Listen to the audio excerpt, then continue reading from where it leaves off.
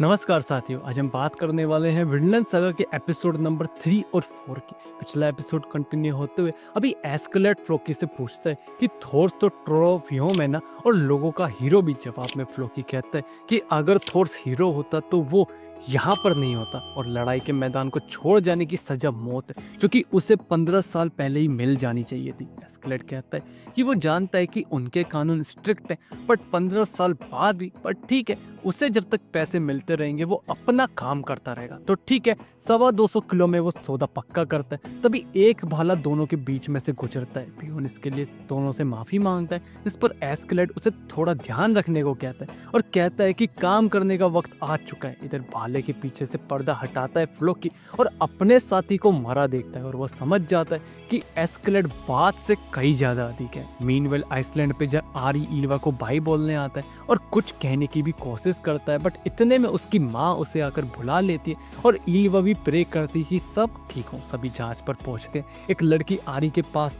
उसको तो अपना ध्यान रखने को कहती है, जिस पर लीव उस लड़की को बताता है कि कोई भी लड़ाई के मैदान में नहीं जाने वाला और थोर सबको नॉर्वे पर ही छोड़कर अकेला चला जाएगा और इसी तरीके का इंसान है थोर। इधर थोर थोरफिन को ढूंढ रहा होता है बाय बोलने के लिए, बट उससे थोरफिन मिलता ही नहीं, इसलिए वो जहाज पर वापस आता है और हेल्गा को अपना ये मैसेज थोरफिन को देने को कहता है। अभी सभी तैयार होते हैं जहाज चलाने के लिए। सभी देखते हैं कि थोर्स एक तरफ बैठा है और दूसरी तरफ 5 लोग बैठे हुए हैं। सभी जहाज चलाते हैं और रोइंग करने के बाद सभी थक जाते हैं और सभी सबको कहता है कि जहाज चलाने की जरूरत नहीं है क्योंकि हवाएं फिलहाल जहाज को चला लेंगी। इसी बीच एक लड़का पूछता है कि क्या हम वापस नहीं जा सकते, जिस पर थोर्स कहता है कि नहीं। तभी वो लड़का बाहर निकल कर आता है और थोर्स देखता है कि ये थोरफिन है और वो उसे अभी पीटने बढ़ता है, लेकिन थोरफिन का उत्साह देखकर थोर्स का गुस्सा शांत हो जाता है। मीनवाइल एस्केलेट बियोन को बताता है कि फ्लोकी काफी कुछ छुपा रहा है, जहाँ तक उसका अनुमान है कि वो थोर्स से हारने से डरता है। तभी उसने हमें थोर्स को मारने को कहा और उससे बेसब्री से इंतजार है थोर्स से मिलने का। अभी लेटर रात में जब तारों को देखना भी मुश्किल होता है,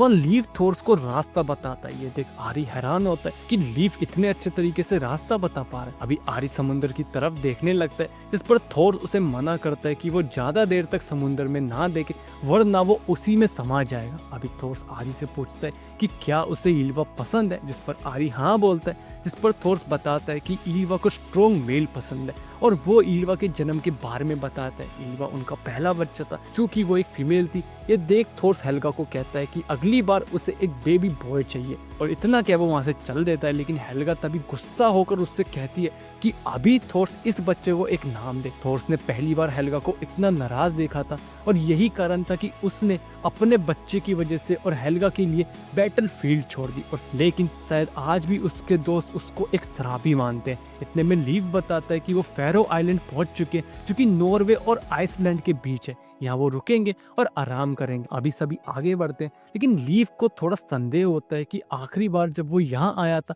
उससे ये जगह बदली बदली लग रही है। थोर्स भी समझ जाता है कि कुछ गड़बड़ है और वो सभी को वापस चलने को बोलता है, बट इतने में उनका रास्ता रोक दिया जाता है और सामने से 2 जहाज भी आने लगते हैं। ये देख सभी समझ जाते हैं कि वो घिर चुके हैं। आरी डरते डरते थोर्स को सबको मारने को कहता है, जिस पर थोर्स उसे मार शब्द का उपयोग इतने हल्के में लेने को मना करता है। और अभी वो थोरफिन के पास आता है और उसे एक खंजर देता है और बताता है कि ये सिर्फ एक लास्ट ऑप्शन है उसके लिए और इसे वो तभी इस्तेमाल करे जब उसे अपनी जान का खतरा हो। इधर बियोन एक मशरूम खा लेता है, जिससे उसकी पूरी मसल्स खिंचने लगती है। अभी थोर्स अकेला ही उनके जहाज पर कूद जाता है और अकेला ही सब पर भारी पड़ने लगता है। ये देख एस्केलेट काफी खुश होता है। थोर्स अभी सबकी पिटाई कर देता है। तभी बियोन उसके सामने आ जाता है, लेकिन थोर्स उसे भी आसानी से हरा देता है। अभी थोर्स वापस अपने जहाज पर आता है क्योंकि दूसरे जहाज ने गांव वालों को घेर लिया। थोर्स चाहे तो सबको अकेला ही हरा सकता है, लेकिन दिक्कत की बात यह है कि गांव वाले उसके साथ हैं। थोर्स अभी एस्केलेट के लोगों से कहता है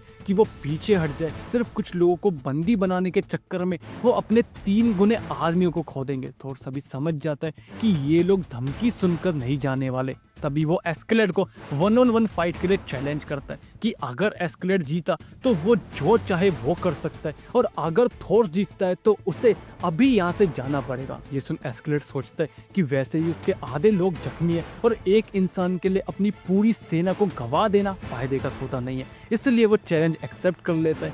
थोर्स और एस्केलेट अभी 1-on-1 आमने सामने होते हैं। एस्केलेट थोर्स को ट्रोलोफियोम बुलाता है, जिस पर थोर्स समझ जाता है कि फ्लोकी ने उसको यहाँ भेजा है। तभी थोरफिन आगे आता है और एस्केलेट से कहता है कि उसके पापा उसको हरा देंगे। थोर्स के साथी अभी से चुप कर पीछे ले जाते हैं। एस्केलेट कहता है कि क्या ये बच्चा उसका है? जवाब में थोर्स कहता है हाँ, और वो पूछता है कि क्या उसके बीवी बच्चे हैं, जिस पर एस्केलेट मना कर देता है। थोर्स समझ जाता है कि मतलब एस्केलेट पीछे नहीं हटने वाला। अभी दोनों की लड़ाई शुरू हो जाती है। थोर्स जहाँ एस्केलेट पर भारी पड़ रहा होता है, सभी देखते हैं कि तो ये है ट्रोल ऑफ ह्यूम। अभी एस्केलेट थोर्स की तलवार तोड़ देता है, लेकिन यही थोर्स का प्लान होता है और वो अभी तुरंत एस्केलेट को घूंसा मार उसकी तलवार ले उसके गले पर तान देता है और उसको हार एक्सेप्ट करने को कहता है। पर अपने लोगों के सामने हार एक्सेप्ट करना भला ये एस्केलेट के बस की बात नहीं है। वो थोर्स को अपने क्रू को लीड करने को कहता है।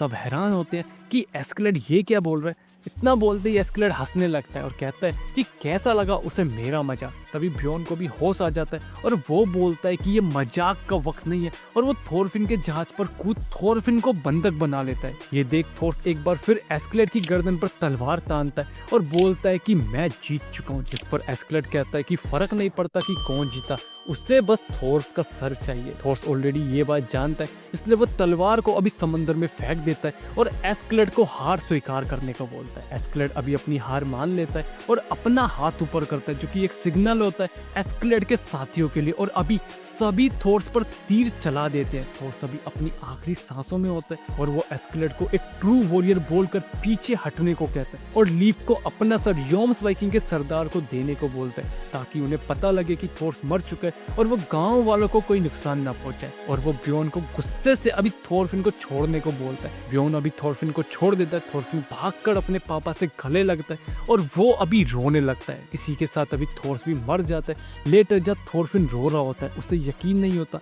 कि उसके डैड मर चुके हैं। एक तरफ एस्केलेट यही सोचता रहता है कि उसके 28 लोग घायल है पर कोई भी नहीं मरा, और एक तरफ एस्केलेट के साथी भी हैरान रहते हैं कि लीफ ने ये जहाज छोड़ दिया क्योंकि वो थोर्स के बिना इसको चला ही नहीं सकते थे। तभी वो देखते हैं कि एक लड़का वहाँ खड़ा हुआ है। जब सभी लोग भाग गए थे तो थोरफिन वहीं रुक गया था। थोरफिन अभी एस्केलेट को कहता है कि वो कसम खाता है कि वो एस्केलेट को मार देगा। ये सुन एस्केलेट के साथी हंसने लगते हैं और एस्केलेट से पूछते हैं कि क्या वो इसे पानी में फेंक दे, जिस पर एस्केलेट कहता है कि ये लड़का खुद ही मर जाएगा भूख प्यास से। थोरफिन अपने पिता को याद करता है और चिल्लाने लगता है और इसी के साथ एपिसोड नंबर 3 और 4 भी खत्म हो जाते हैं। एपिसोड्स कैसे लगे कमेंट बॉक्स में जरूर बताना, अच्छा बुरा वो भी अपना फीडबैक जरूर देना। एफर्ट्स अच्छे लगे तो लाइक सब्सक्राइब शेयर जरूर करना और मिलते हैं नेक्स्ट वीडियो में। तब तक के लिए धन्यवाद।